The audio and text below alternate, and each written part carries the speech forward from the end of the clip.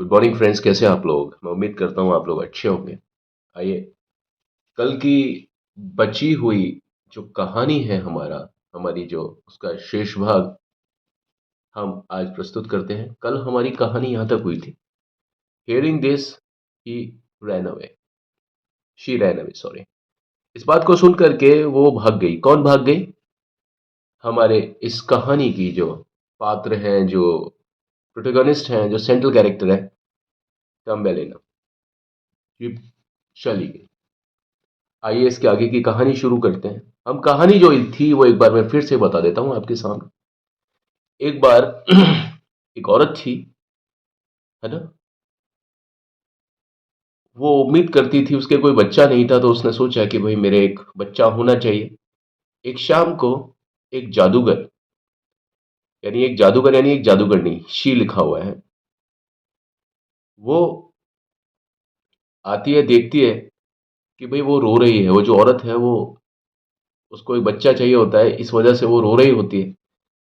तो जादूगरनी जो आती है उसको एक जादुई बीज देती है और कहती है कि इसको अपने गार्डन में, अपने बाग में उगाओ, और तुम्हारी जो दिक्कतें हैं वो बहुत जल्दी खत्म हो जाएंगी। जो औरत है वो ऐसा ही करती है, उस बीज को उगाती है, उसको बीज को लगाती है, और कुछ दिनों में वो जो बीज होता है वो उभर करके, यानी एक फूल की शक्ल में खिल जाता है। यानी वो जो बीज था वो एक फूल होता है, उस पौधे का वो बीज था। और आश्चर्य तो तब हुआ जब वो लड़की है, a little girl came out of it, जब वो लड़की, एक छोटी सी बच्ची, उस फूल फूल में से बाहर निकली, और उस लड़की का नाम रखा गया था बेलिना। एक रात एक बुरा या बुरी सी शक्ल वाला, यहाँ लिखा हुआ, भी मैं अपनी तरफ से कुछ नहीं कह रहा हूँ, तो बुरी शक्ल वाला एक मेंढक उसको, तमलीना यानी उस छोटी सी प्यारी सी बच्ची को ले गया अपने साथ में। और उसने सोचा कि वो अपने लड़के की, यानी मेंढक पुत्र की शादी उस एक लड़की के साथ में, जिसका तमिलीना नाम है, उसके साथ में शादी करा देगा। इस बात को सुन करके जो वो तमिलीना थी वो भाग गई। आगे की कहानी देखते हैं। अब जब वो भाग रही थी, शिव ऐशी वंडर, जब वो जा रही थी, जब वो जारी उस वो भागी, जब वो जा रही थी, शी वंडर, गुजरी। कहाँ से गुजरी? गुजरी, गुजरती है नहीं, वंडर्स होता तो गुजरती है, गुजरी मतलब ये पूरी की पूरी जो कहानी है, गुजरी मतलब पास हुई। कहाँ से? जंगल के थ्रू, थ्रू द फॉरेस्ट। तो जंगल के बीच से गुजरी, बीच से, थ्रू मतलब बीच से, वंडर, वंडर मतलब गुजरना, जाना। जब आप कहीं घूमते हो, टहलते हो, उसको बोलते हैं वंडर। तो कहाँ से गुजरी वो लड़की जो थी? वो जंगल के बीचों बीच में से, मतलब दोनों तरफ। थ्रू कब आता है? जब चारों तरफ आपके कोई चीज हो और उसके बीच में से जब आप गुजरते हो। जैसे कोई झाड़ियां हैं, झाड़ियों के बीच में से होकर के आप गुजरते हो, जंगल के बीच में से, तो वहां पर थ्रू आता है। ये क्या है? ये आपका एक प्रपोजिशन। प्रपोजिशन हमेशा दो चीजों, यानी दो नाउन या एक नाउन एक प्रोनाउन के बीच का फर्क, के बीच का संबंध बताता है कि कोई चीज कहाँ पर है। यानी वो जो लड़की है वो कहाँ पर है, उसकी सिचुएशन कहाँ पर है। ईस्ट वेस्ट नॉर्थ साउथ, बीच में, बगल में, ऊपर नीचे, दाएं बाएं, आगे पीछे, तो कहाँ है वो? जंगल के को पार करते ही वो लड़की गुजरती है बीच में से। किसके? जंगल के बीच में से, दी फॉरेस्ट। फॉरेस्ट में दी क्यों लिखा हुआ है? क्योंकि ये हम उस फॉरेस्ट की, सिर्फ उसी जंगल की बात कर रहे हैं जो जंगल इस कहानी में बताया हुआ है, इसलिए ये जंगल के पहले हमने THE लिखा है। क्योंकि जंगल जो है या फॉरेस्ट है, ये पर्टिकुलर केस हो गया। क्यों? क्योंकि ये जंगल एक वो वाला जंगल है जिसका जिक्र हमने सिर्फ और सिर्फ इसी में किया जा रहा है। बाकी जंगल तो पूरी दुनिया में है ना। तो ये वो जंगल जिसका जिक्र अभी चल रहा है, वो जिस जंगल में से होकर के भाग रही है ना, वो एक विशेष जंगल है, यानी जिसका जिक्र हम इस कहानी में कर रहे हैं, है ना। तो उस जंगल में से वो गुजरी। अ माउस, उसको एक चूहे ने, एक माउस ने उसको वेलकम किया। वेलकम किया, किया मतलब ED, है ना। वेलकम्स होता तो एक चूहा उसका स्वागत करता है। यहाँ पर चूहे ने उसका स्वागत किया क्योंकि वेलकम्ड आ गया। कहाँ वेलकम किया? हर, उसका वेलकम किया है ना। चूहे ने, अ माउस वेलकम्ड हर, चूहे ने स्वागत किया उसका। उसका यानी किसका? कौन भाग रही है? शी। ये लड़की का स्वागत किया। कहाँ स्वागत किया? इनटू इट्स हाउस, अपने घर में उसका स्वागत किया। हम रोड पर किसी का स्वागत नहीं कर सकते ना। हम उस किसी का स्वागत तब करते हैं जब कोई व्यक्ति हमारे घर पर आता है ना। स्वागत किया जल्दी ही, soon. The mouse suggested, the mouse, चूहे ने सजेस्टेड मतलब उसको सुझाव दिया। सजेस्ट्स नहीं है, सजेस्ट होता तो प्रेजेंट टेंस होता है, सुझाव देता है, चूहा सुझाव देता है, नहीं। चूहे ने सुझाव दिया, दिया मतलब पास्ट टेंस, क्योंकि ये पूरी कहानी जो है पास्ट टेंस यानी भूतकाल में चल रही है। सजेस्टेड क्या दिया? किसको दिया? हर, मतलब उस लड़की को दिया। द माउस सजेस्टेड हर, चूहे ने उसको, लड़की को सजेस्ट किया, सुझाव दिया। क्या सुझाव दिया? टू मैरी, कि तुम्हें शादी करनी है। शादी, शादी करनी, शादी करनी, करनी, मैंने बोला ना टू के बाद में फर्स्ट फॉर्म आता है वर्ब का। टू के बाद में वर्ब आएगी तो वर्ब का फर्स्ट फॉर्म आएगा, उसका मतलब होता है शादी, कोई भी चीज है। ये शादी है तो शादी करना, टू पहले आ गया तो ना, शादी करना। टू ईट, खाना। टू ड्रिंक, पीना। टू प्ले, खेलना। ठीक है। तो उसने सजेस्ट किया, उसने सुझाव दिया, चूहे ने उस लड़की को सुझाव दिया कि शादी करनी है। किससे शादी करनी है? इट्स नेबर, किसके? उसके पड़ोसी से। उस पड़ोसी का नाम है मिस्टर मोल। अब मिस्टर मोल नहीं पता कौन है ये, ठीक है। अब चूहे का जो साथी है वो मोल, मोल का मतलब, देखिए, मोल का मतलब चूहिया या छछूंदर इस टाइप से होता है। तो वो चूहे के जो साथी होते हैं ना वो इसी टाइप के लोग होंगे। चूहा है, छछूंदर है। अब एक सुंदर प्यारी सी लड़की है, वो छछूंदर या चूहे से शादी करके करेगी क्या? लेकिन माउस भी है, वो कौन से रिश्ते बताएगा? वो तो वही रिश्ते बताएगा ना जिस तरह की कम्युनिटी में वो खुद रहता होगा। चूहा तो चूहे टाइप के लोगों के साथ में ही रहता होगा। तो वो चाहता था कि भाई ये जो है ना शादी करे। किससे शादी करे? कोई मिस्टर मोल है, M M, mister M M, है ना, मिस्टर मोल। अब वो लड़की डरकर, फ्राइटेंड मतलब डरकर, डर के मारे, डरकर, शी रेन अवे, भाग छूटी, वहां से भी भाग गई, भागी। रन्स होता तो भागती है।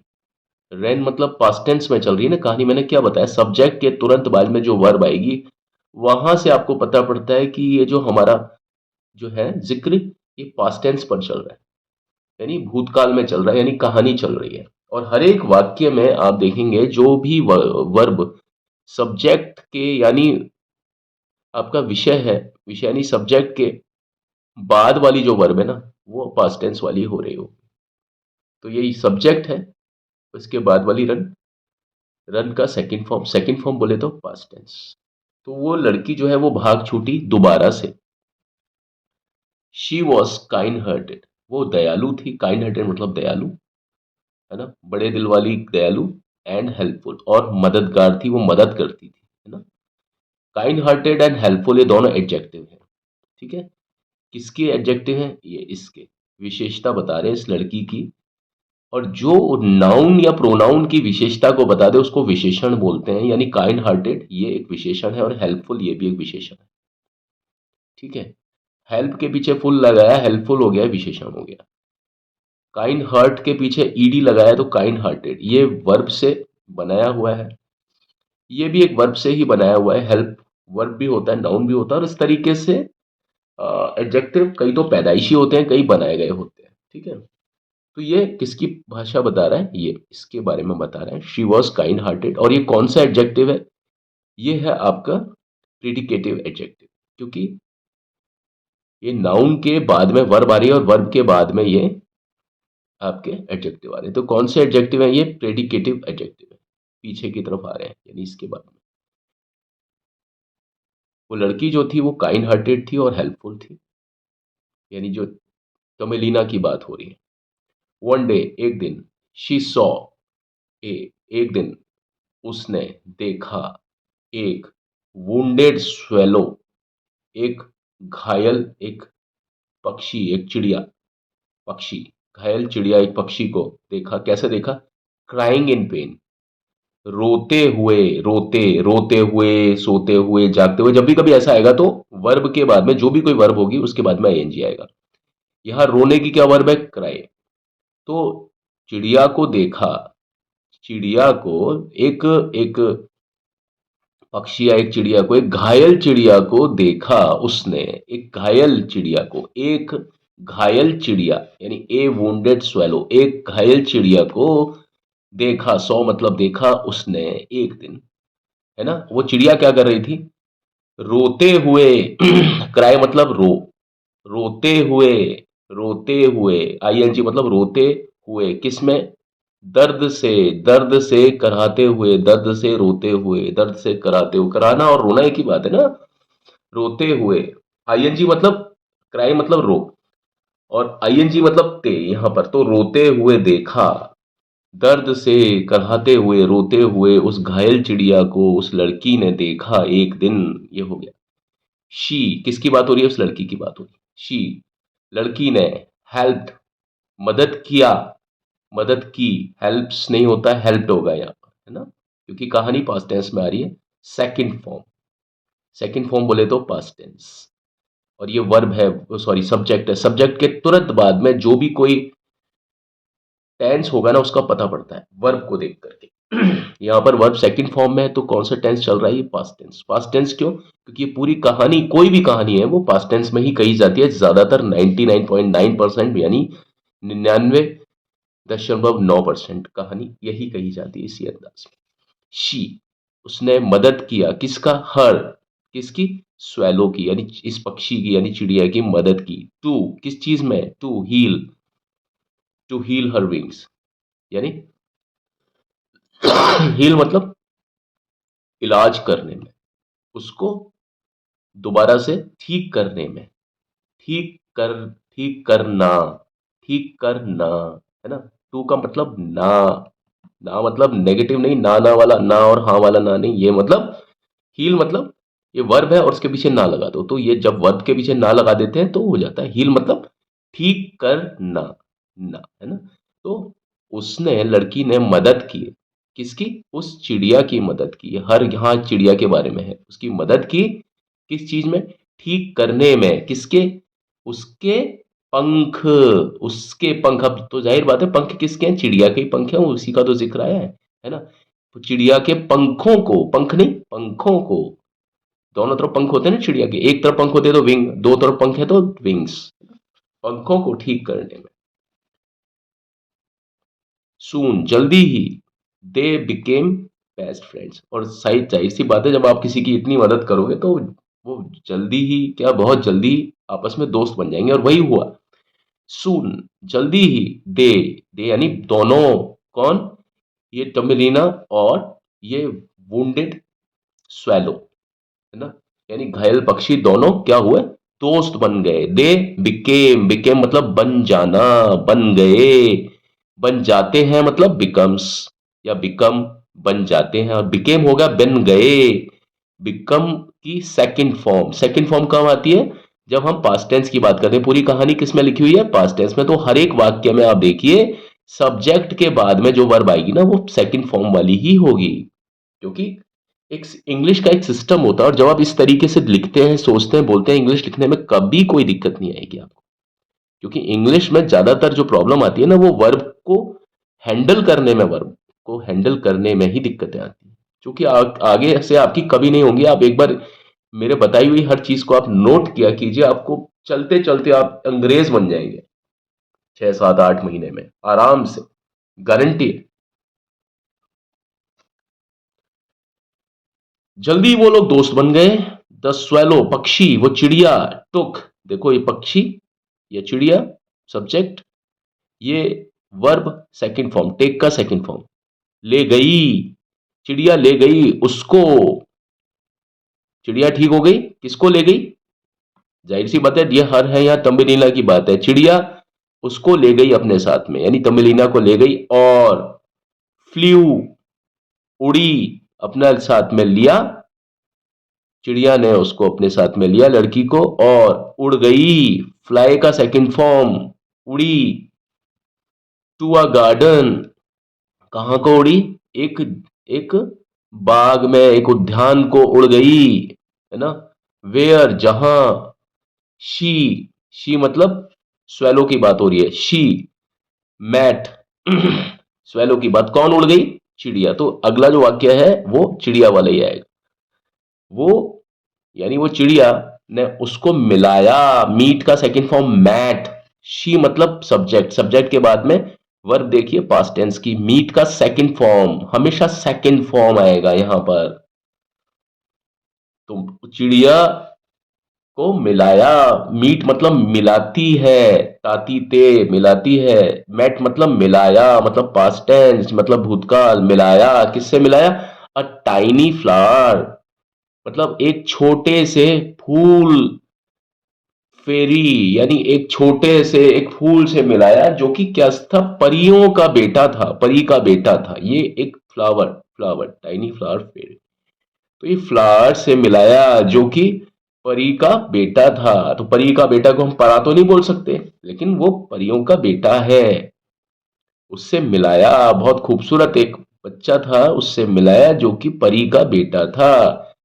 अब ये कौन है, ही किसके बारे में, बेटे के बारे में आ रहा है, ही वॉज था, वो था, the son of flower king, वो था बेटा, किसका बेटा, द सन, बेटा किसका था, ऑफ का, ऑफ का मतलब का, यहां पर ऑफ बोलेंगे, ऑफ, ये किसका बेटा था, दी फ्लावर किंग, फूल राजा का बेटा था, और राजा का बेटा तो आप समझ लीजिए, राजा का बेटा होगा तो क्या बात होगी इसकी, है ना, द फ्लावर किंग, तो फूल राजा का बेटा था, कौन, अ टाइनी फ्लावर, तो राजा का जो बेटा था ना, यानी वो उस राज्य में जो परियों का देश था, उस परी के देश का जो राजा था वो भी परी जैसा ही था, और उसके बेटे का नाम था अ टाइनी फ्लावर फेयर, उससे इस चिड़िया ने, इस लड़की यानी इसका नाम था तमिलीना, जो बेचारी दर दर भटक रही थी, उसको मिलाया,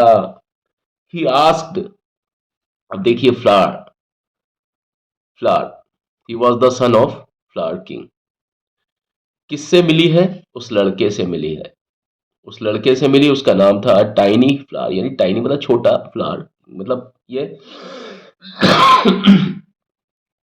वो उस राजा का बेटा था, यानी राजकुमार था, उस राजकुमार ने, यानी किसकी बात चली है, उस राजकुमार की बात चली, उस राजकुमार ने पूछा, आस्क मतलब पूछा, आस्क मतलब पूछता है, यहां सेकंड फॉर्म, सब्जेक्ट के तुरंत बाद में आप देखिए सेकंड फॉर्म लग रही है ना, इसका मतलब उस राजा ने उस लड़के ने पूछा तमिलीना से, पूछा किससे, तमिलीना से, किसके लिए, फॉर मैरिज, शादी करने के लिए, शादी करने के लिए पूछा, तमिलीना से पूछा उस लड़के ने, शादी करने के लिए तमिलीना से पूछा उस लड़के ने, पीछे से भी शुरू कर सकते हो अगर आपको यहां से दिक्कत आ रही है ना, लेफ्ट से राइट में आपको उल्टे हाथ से सीधे हाथ की तरफ अगर आपको मीनिंग को बनाने में दिक्कत आ रही है, अनुवाद करने में, तो आप उल्टा शुरू कर सकते हो, मैंने आपको कहा, ठीक है ना, शी वॉज हैप्पी, वो खुश थी, वो खुश थी, कौन खुश थी, किसकी बात हो रही है, तमिलीना की, वो खुश थी, दे बोथ, उन दोनों ने, गॉट मैरिड, शादी कर ली, गॉट मैरिड मतलब आपस में शादी कर ली, इन्वॉल्व कर लिया, जहां पर भी गॉट मैरिड या ऐसी चीज आती है ना, वह सब्जेक्ट का खुद का भी उसमें इन्वॉल्वमेंट हो जाता है, यानी वो खुद भी उस जो वर्ब होती है वो उस पर अप्लाई हो जाती है, मतलब वो उसके ऊपर लागू हो जाती है, जो भी कोई वर्ब अगर आपको लगता है कि सब्जेक्ट पर लागू होती है ना, तो वो गॉट मैरिड या वॉज मैरिड या इस तरीके से करके, हैड बीन और इस तरीके से करके आ जाती है, तो गॉट मैरिड का मतलब यहां पर ये पैसिव वॉइस हो गया, पैसिव वॉइस में बात होती है वो सब्जेक्ट के ऊपर चली जाती है ना, जो उसमें डूअर होता है ना, मेन होता है कि भाई वो बात एक तरफा इस तरीके से हो जाती है कि पूरा प्रेशर सब्जेक्ट के ऊपर आता है, दे बोथ, इसका सब्जेक्ट है कौन, वो दोनों, ये है सब्जेक्ट, उन दोनों ने शादी कर ली, शादी कितनों ने कर ली, इन दोनों ने कर ली, तो प्रेशर किस पर आ गया?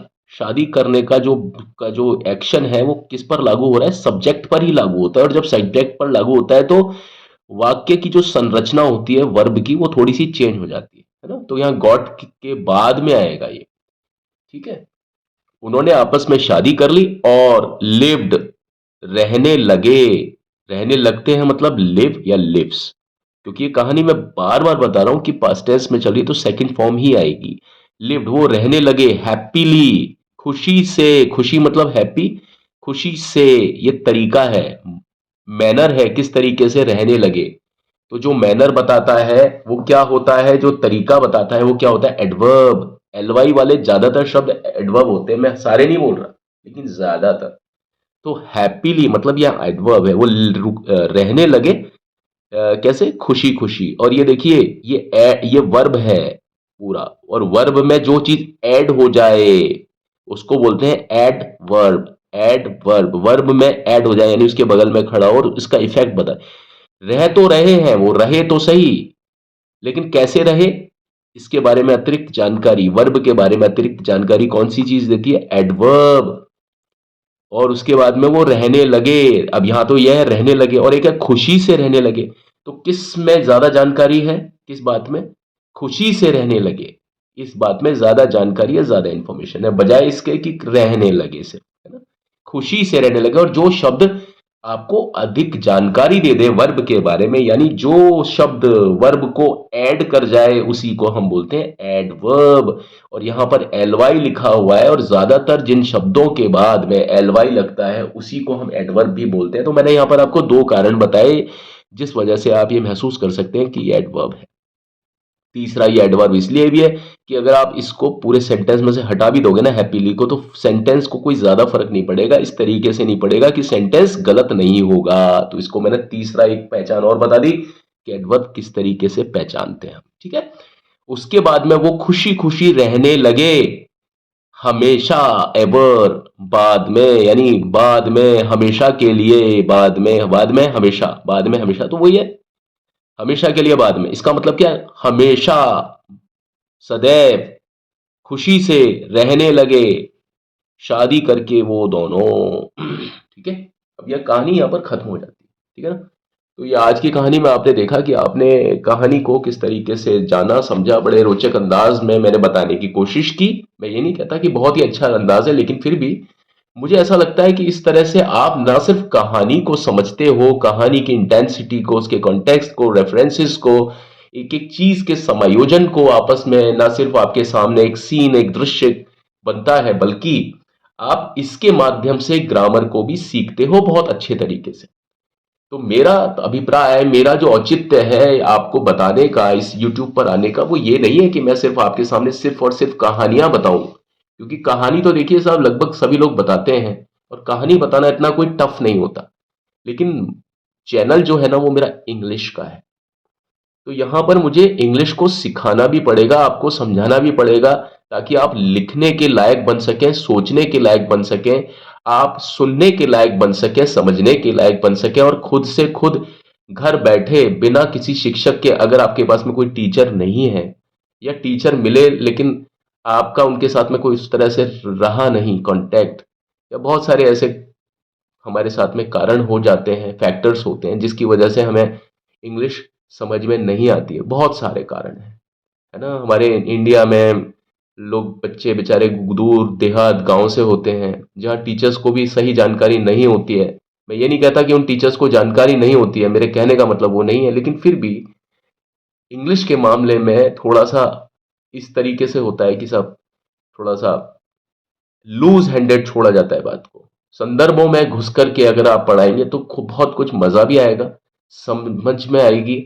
ना सिर्फ साहित्य से भाषा को समझ में आती है, बल्कि साहित्य के साथ में अगर व्याकरण के ऊपर भी पकड़ बन जाए तो ये एक सब्जेक्ट के साथ में भी न्याय होगा और लैंग्वेज के साथ में भी न्याय होगा, क्योंकि अंग्रेजी ना सिर्फ एक विषय है बल्कि विषय से कहीं ज्यादा वो एक भाषा है। तो इसके साथ में एक सीरियसनेस बहुत ज्यादा होनी चाहिए, है ना? मेरे कहने का सिर्फ ये तात्पर्य था, मेरी बात को प्लीज आप अदरवाइज मत लेना, है ना? जो मैं कहना चाहता हूं कि आप इस तरीके से अगर आप पढ़ेंगे या पढ़ाएंगे तो मेरे ख्याल में ये रुचिकर होगा अंग्रेजी के लिए और सभी के लिए, हमारे पूरे सभ्यता के लिए। ठीक है, अपनी इसी आशा के साथ में मैं आपसे विदा लेता हूँ। और प्लीज़ जाने से पहले हर बार की तरह से मैं आपसे रिक्वेस्ट करता हूँ कि मेरे चैनल को प्लीज़ लाइक, शेयर, सब्सक्राइब और कमेंट ज़रूर कीजिए। प्लीज़, ये हमारे लिए एक प्रोत्साहन है, प्रेरणा है। और मैं खुशी है मुझे कि आप मुझे समझ पा रहे हैं और मुझे लगता है कि भाई मैं कुछ कर पाऊँगा आपके लिए, है ना? और इस इंग्लिश के लिए, जहाँ लोगों को बेवकूफ़ बनाया जा रहा है भर भर करके बेवकूफ़ बनाया जा रहा है। ठीक है, thank you and have a nice time, may God bless all of you. कल मिलते हैं, अभी तो चलते हैं। Thank you, bye, God bless.